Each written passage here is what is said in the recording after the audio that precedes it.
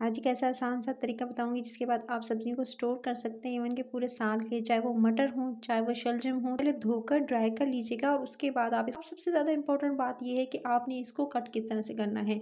इसको अगर मोटा-मोटा कट करेंगे तो ये ड्राई होने में टाइम लगाएँगे और जल्दी खुश्क नहीं होंगे। सो आपने इस बात का ध्यान रखना है। जब आप इन्हें कट कर रहे होंगे तो आप कुछ इस तरह से कट करेंगे कि जो इसके पीसेस हैं वो बिल्कुल बारीक कट करने हैं आपने। लंबाई में मत कट कीजिएगा, आप इस तरह से पहले कट कर लीजिएगा। तो सारे आपने इस तरह से शलजम को काट लेने के बाद ड्राई होने चाहिए इसमें पानी के बाद आपने इस तरह से इसके अंदर जो है डालते जाना है।